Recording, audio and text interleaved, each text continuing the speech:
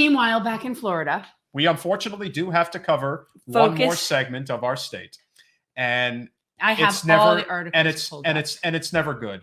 It's never good, guys. No. And we're yes, on he Florida. is a great man, Rob. We definitely agree. And so, focus on Florida. So where do we begin? Obviously, the story just continues in regards to what's going on, as we discussed earlier this evening, as it relates to U.S. and Cuba. And so Democrats divided on Cuba response following anti-regime protests.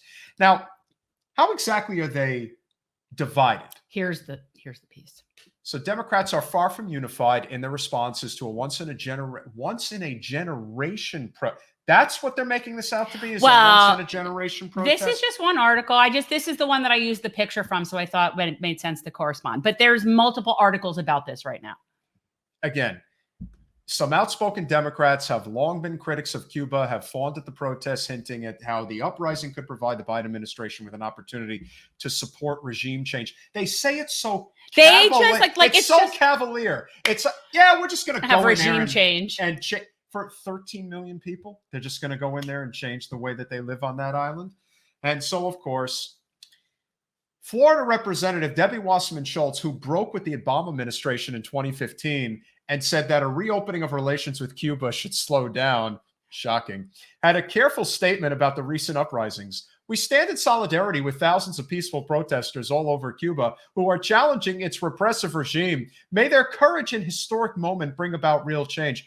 What does that mean? Without ending the sanctions and without lifting the embargo. Oh, and on top of everything else, when she says that whatever is necessary. So when you were saying whatever is necessary, you're basically saying, hey, if that means you got to drop bombs on Havana, then that, I guess, is what you have to do. And so who else? I unfortunately have lived in the two biggest butt end of the joke states in the United States. So I've lived in Florida for the past 8 years, but I also was raised in New Jersey. So who else would say this? The regime has to change in order to let the Cuban people thrive. Oh. This is an extraordinary moment, one that I hope the United States responds to with a series of actions that could be very helpful to the Cuban people. And we all know that's like a wink, wink. Okay, well, who else would say that other than Senator Menendez? Maybe the biggest crook in all of politics. You know what would be really helpful to the Cuban people, Senator Menendez, would be if you would stop this blockade that's keeping them from having like a thriving life. I mean, it's absurd. How can people sit there and criticize the Cuban government when we don't leave them alone to even do what they want to do? How do you know how they would be without us? It's not only that, it's the fact that some people, even people we can just go change their government. Well, we don't like it. Even people that we're friends with, unfortunately, are not on the right side of this issue. And as I like to say, if you truly have an issue with the Cuban government and you want the Cuban people to have the right to self-determination, we agree. Our country needs to get the hell out of their business. When we lift the sanctions and end the embargo so they can live like a normal country, if you want to have the conversation then about changing the way their government operates. That's their conversation to have, not ours. 100%. And it's our country that is trying. Again, when we talk about these protests, you are talking about maybe several hundred people that were in the street. And that's no small number, but there are 13 million people who live in Cuba. You know, when everyone is out in the streets saying, change the government now, change it. Okay. Then we can have that conversation, but that is not what is happening here. This has been the pursuit of corporate interests for 60 years. Yeah. Since Castro took over, there has been this desire to take it back because this used to be a rich person's heaven when Batista ran the island. And that is what a lot of these individuals want to go back to, is to basically have an extended paradise, you know, kind of like Atlantis in the Bahamas. Well, that's basically what they want. This is like this. It's the same thing in Venezuela. This is a class issue. And it's a class issue that somehow now permeates in our country. So in other words, you'll have representatives that are serving the interests of the wealthy people of that country. So those wealthy people, so it's a capitalist thing. It's a corporatist thing. 1,000%. Right. This isn't about the rights of the Cuban people. The rights of the Cuban people are being violated by our embargo. That's what's happening. That's it. And like I said, if you want to have the conversation about communism, we will gladly have it after the embargo that Obama ended and Trump put back in place and put the sanctions on top of it there has now made this issue completely and living untenable for so many people. Get to again, it's like you only want to focus on the weed, not the root. Focus on the root, and then we can deal with the weed. You know, Yadira was on here before. I saw her commenting. I don't know if she's still watching. If you're still watching, Yadira, you know, I know that you are very knowledgeable on this issue, but you know, we have enough connections with the Cuban community here that I can say that these representatives that want regime change do not speak for the majority of Cuban people. They don't. They just don't. So you know, we might think that, but that's not the case. And again, you can be against communism and against ending the embargo and lifting the sanctions. Those two things do not have to be juxtaposed. And when I see people online, very privileged people, mind you, saying that, no, we have to end communism first, you have completely lost the argument. Completely. Okay, but it's not our decision to make what another country decides to do. So if the people of Cuba want to be in a communist government, that's their prerogative. What people keep confusing is communism with authoritarianism. Now, we don't have any really stellar examples of communism without authoritarianism. We don't really have that other than like kibbutzes in Israel. I mean, like there are places that have had those types of societies, but we don't have that. And what people criticize about places like Venezuela and Cuba has nothing to do with socialism or communism and everything to do with authoritarianism, which coexists with any of those economic infrastructures. You could have, we have a very authoritarian situation that's brewing here. It's just under the guise of more of an oligarchy and not a communist state. But the issue with Cuba is not their communism. And this is one of those issues where if Jen does run again against Debbie, we will go full on against Wasserman Schultz on this issue. Because this is, again, you're only being told a part of the story. Yes. You're not getting the full part. Come down to Miami and meet some real people that live here if you want to know how Cuban people think. And why is that? She is the #1 recipient of the Cuba-U.S. Democracy PAC. That is the GOP-backed PAC. And she is the #1 recipient of their money. The next 10 representatives are in the GOP.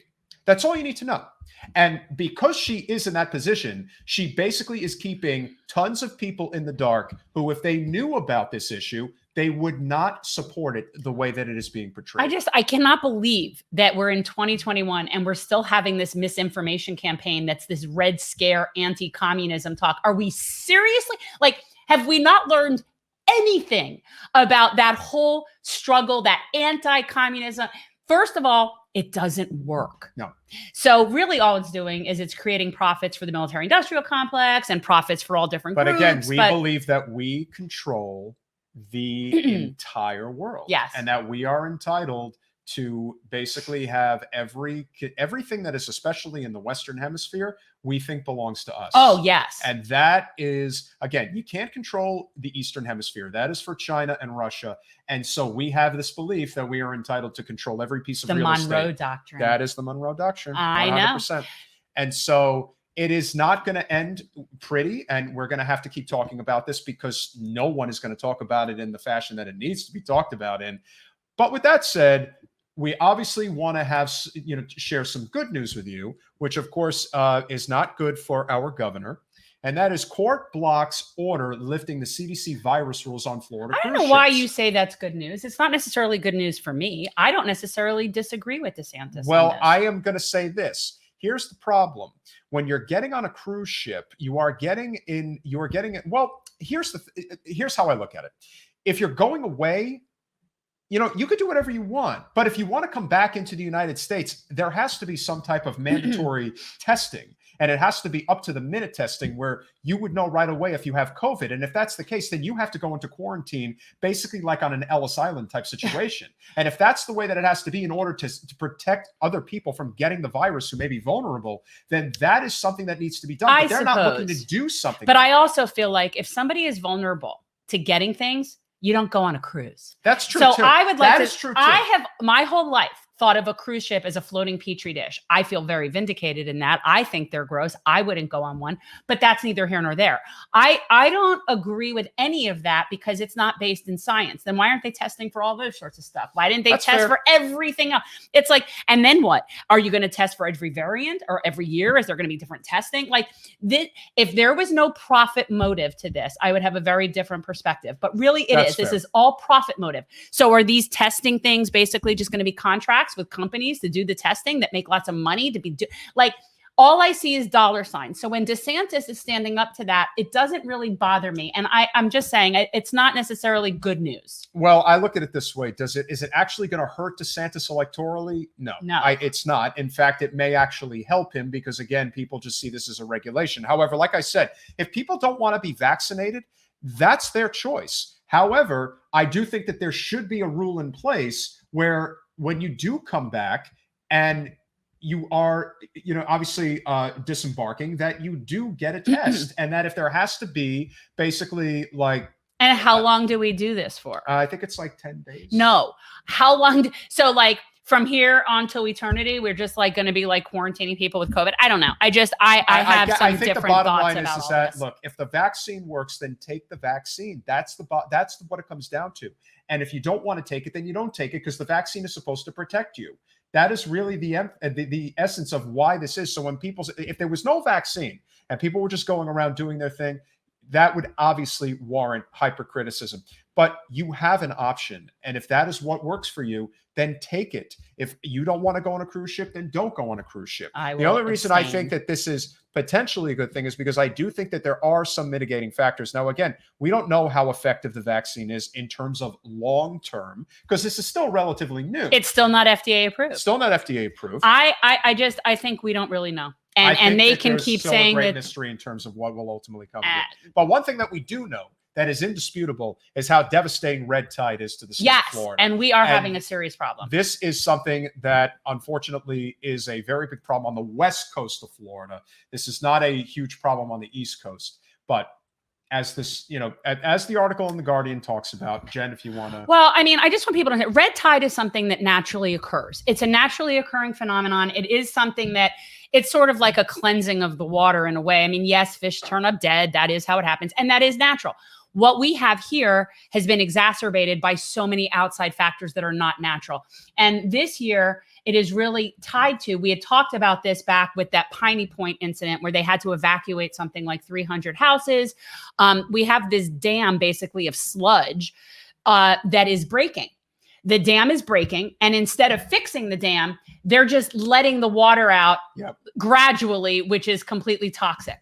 So essentially, they're having a controlled flow of toxic water. And lo and behold, we had a huge boost in the algae blooms and the red tide, and now we are dealing with this. So in March, a dam this is at the Piney Point, it began to fail, prompting temporary evacuations in April.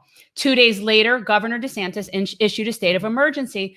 The plant released 215 million gallons of contaminated water into Tampa Bay in an effort to prevent the reservoir's collapse. So in other words, in order to prevent it from leaking, we're leaking it. That's basically what happened here. So lo and behold, we now have the hugest red tide that we've had. And this has been... Red tide is a higher than normal concentration of microscopic plant-like organism. Again, this is a natural occurring phenomenon, but right now this is going on, they're measuring in the Tampa St. Pete area because that's where this reservoir was. So that's really where we're looking. So this is a current disaster in Tampa Bay that is not going to just go away.